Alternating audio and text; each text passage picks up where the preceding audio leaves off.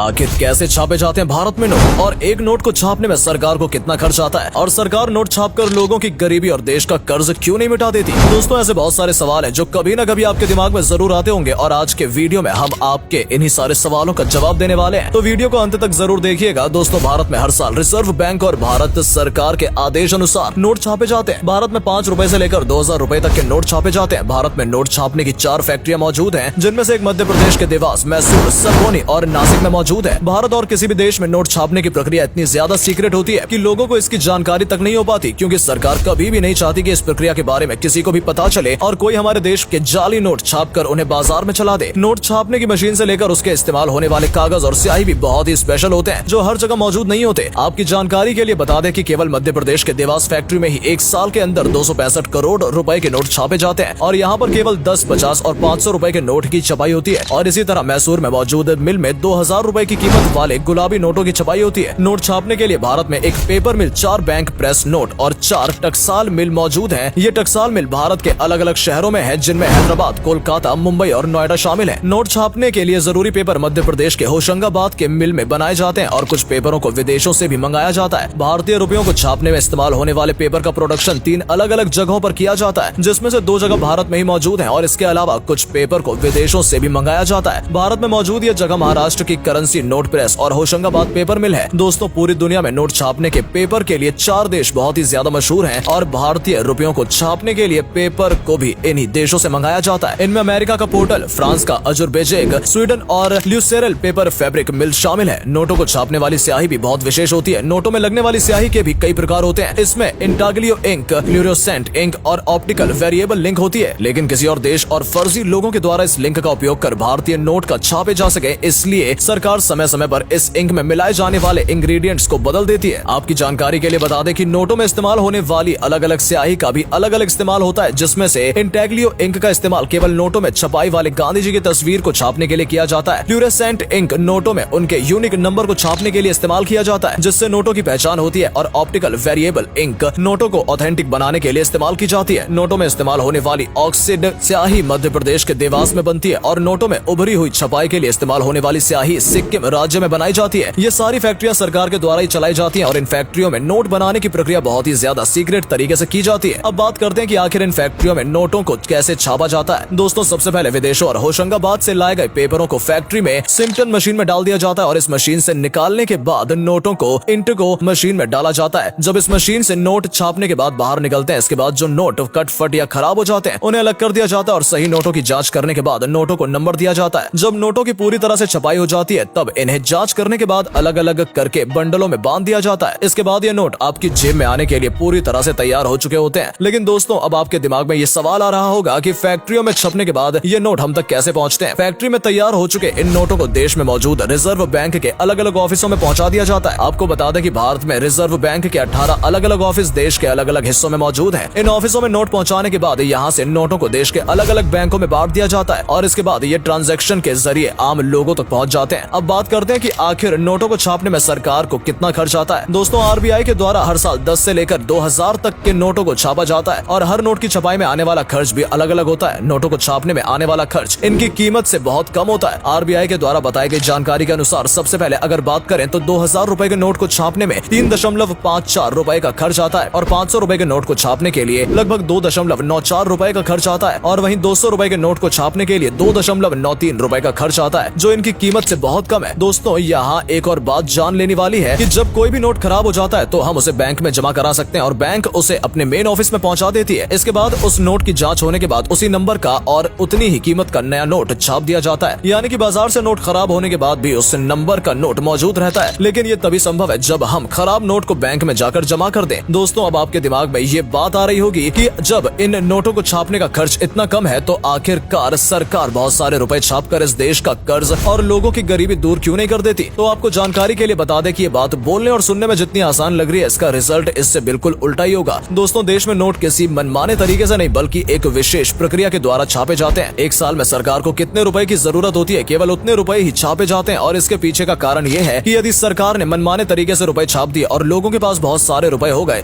तो बाजार में बिकने वाली हर चीज के दाम कई गुना बढ़ जाएंगे, क्योंकि लोगों के खरीदने की क्षमता बहुत ही ज्यादा बढ़ जाएगी, और बाजार में चीजें उतनी ही मात्रा में उपलब्ध होंगी जितनी मात्रा में पहले मौजूद थी। और वही गरीबी दूर होने की बजाय और भी ज्यादा बढ़ जाएगी, क्योंकि रुपए की कीमत गिरने के कारण महंगाई आसमान तक पहुंच जाएगी। दोस्तों, ये थी हमारे देश में नोट छपने से लेकर बाजार में पहुंचने तक की पूरी प्रक्रिया। वीडियो पसंद आया हो तो इसे लाइक करके अपने दोस्तों के साथ शेयर जरूर कीजिएगा। अपना कीमती समय देने के लिए धन्यवाद। जल्द मुलाकात होगी आपसे एक नई वीडियो में।